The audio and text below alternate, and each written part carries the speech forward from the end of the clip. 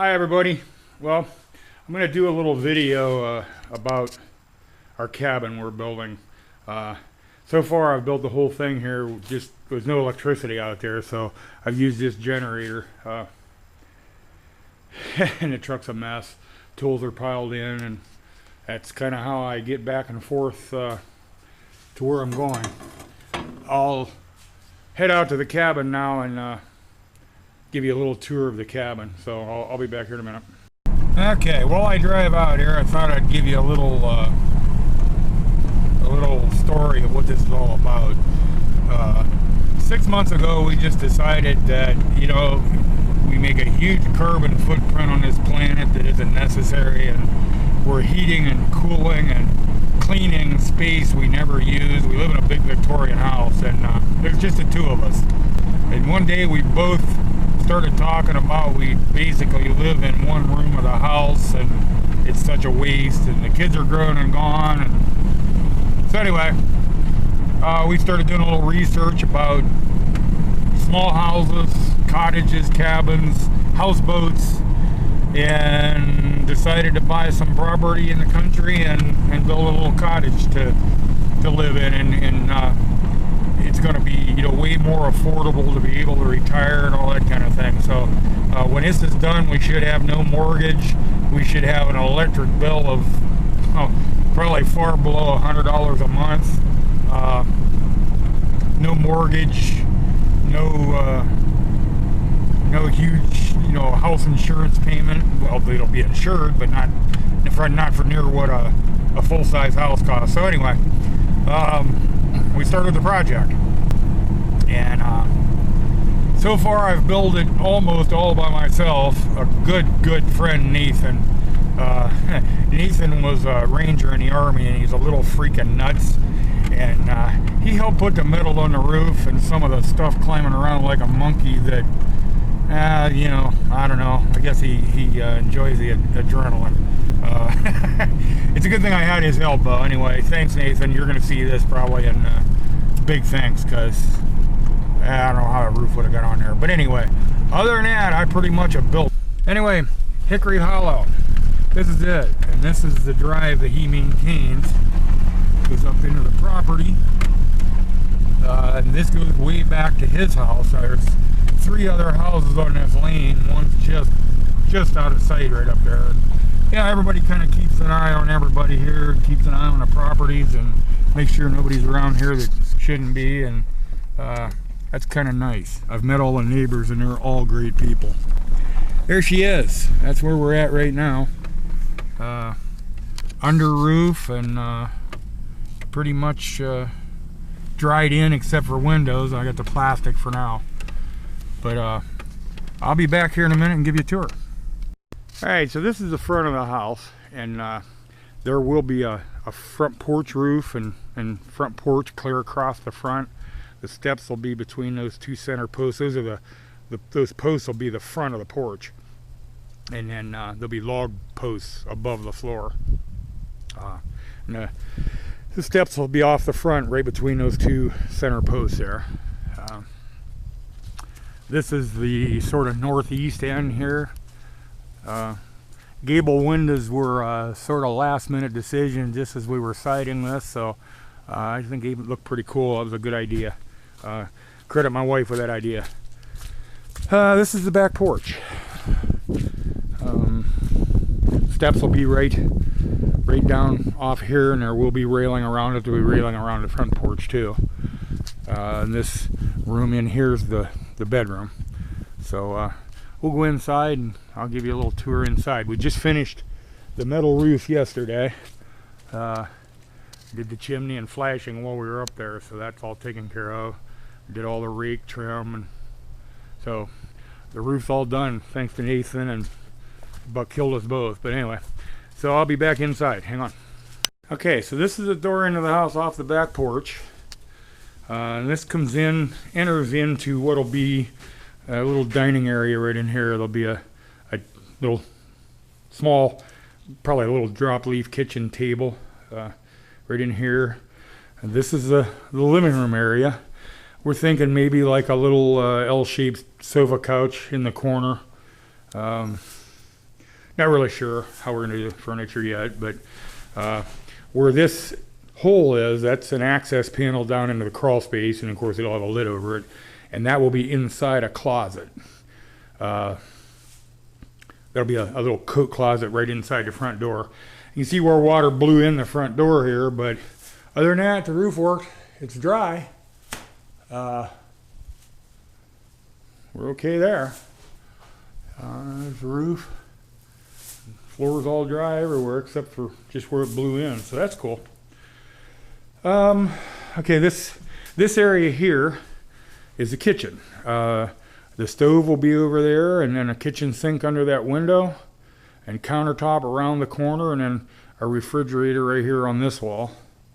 And there's the chimney, and there'll be a stone on that wall right there, and the wood stove will sit right in here. And then this door goes into the bathroom. And this water is just what blew in the door there. It was pretty windy and rainy this morning early. So anyway, as you enter the bathroom, there'll be a closet on this side, on the right-hand side, that'll come about 4 feet. And then a stackable washer and dryer beside the closet, and a shower in that corner. Over on this wall, there'll be a small vanity sink there, and the toilet will sit beside the sink here. And then right here in this area will be shallow linen shelves, probably clear up storage, and shelving on, in the top of this closet. And the hot water heater will sit in this closet. Probably just a little 25-30 gallon tank. And then this area is the bedroom that you saw from outside. The bed will sit over here with the head of the bed against that wall, with a nightstand on either side of the queen size bed. And then that wall over to the far side of the door, the entire wall clear across, that'll be clothes closet with shelves on top of that. And that's it. From here, I think you can pretty much see the whole cottage. That's it. The main area, not including the bedroom, is 20 by 20, 400 square feet. The bedroom is 10 by 14, so it's 540 square feet total. That's enough for 2 people. Oh, and also, now the gable end isn't sited yet on that end of the house, so that's open. You can probably see if I raise the camera. That's the next project. You can get that closed in and get windows and doors in, and then we're dry. But this is a loft. There'll be a drop-down ladder over here from the ceiling. Will drop down to go up into the loft, and the idea of that is just grandkids can stay up there and they'll love it. It's not real high, it's not very tall, but it's plenty big enough for kids, and like I said, they'll love it. There's going to be a knee wall on each side, 30 inches tall. It'll be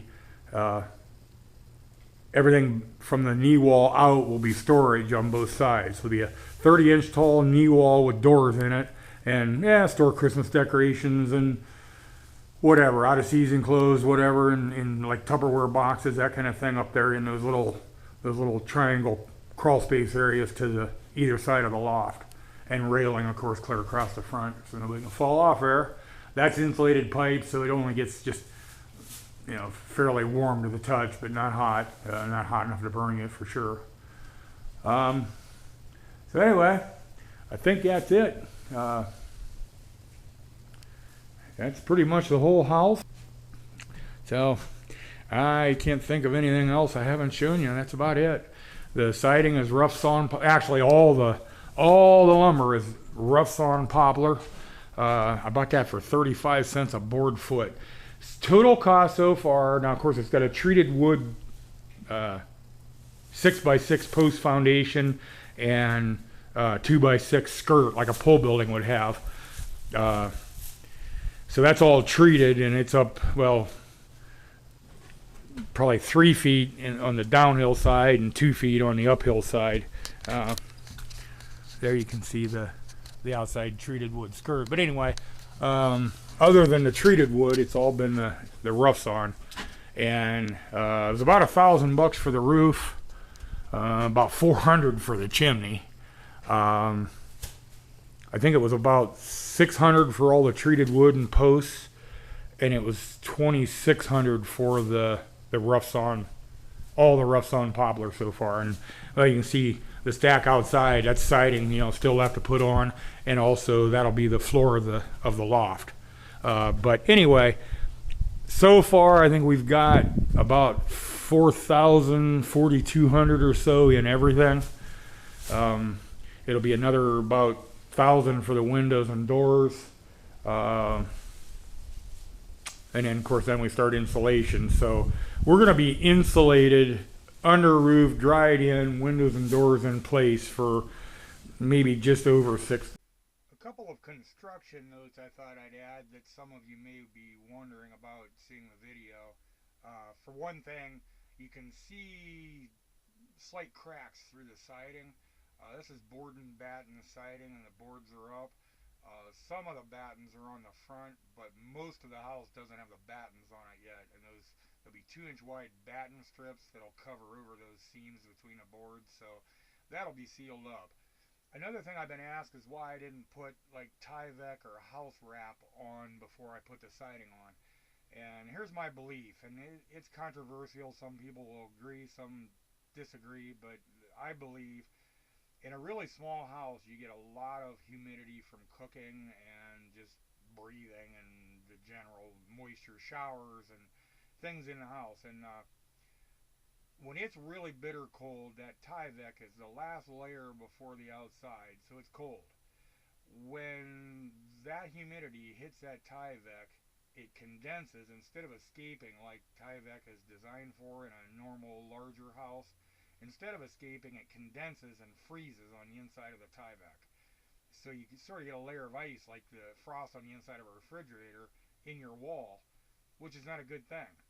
So what I believe is it's critical to keep the moisture from escaping. Slowly it's going to leach through the fiberglass insulation and eventually reach that outside layer. So my belief, or my approach to that is I will put styrofoam, 1-inch thick styrofoam insulation right against the inside of the siding.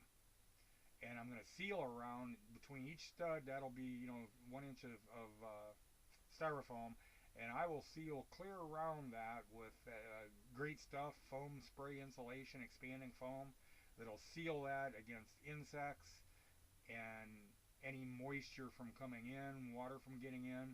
But it also makes it so that that first waterproof layer, as the moisture reaches through the fiberglass, because it's styrofoam, that won't be cold enough to cause that moisture to condense. So that's my approach to it. So there'll be styrofoam right inside the wall. And then there'll be 6 inches. If you notice, those are 2x6 studs. And inside that 1 inch of styrofoam, there'll be 5.5 inches of fiberglass insulation inside. Then we're going to use probably, we haven't decided for sure, but probably a V-groove, tongue and groove wood siding for the walls inside. It'd be a neat cabiny, cottagey look. So anyway, the same thing on the roof against the underside of the metal. I know metal is of course, it's going to be really cold and cause condensation on it, so it'll be completely sealed with styrofoam under the metal as well, and then fiberglass insulation. And then over the fiberglass insulation on the roof and walls will be a layer of visqueen plastic before any interior finish goes on. So anyway, that's my plan, and you'll see that probably in future videos. Thanks for watching, and I hope you're thinking about starting your own little cottage. It's kind of a neat way to live, and inexpensive. And with the rough sawn lumber I built this from, it's extremely inexpensive, versus normal housing to build. So hit me up if you're interested in a similar project or thinking of doing your own, and any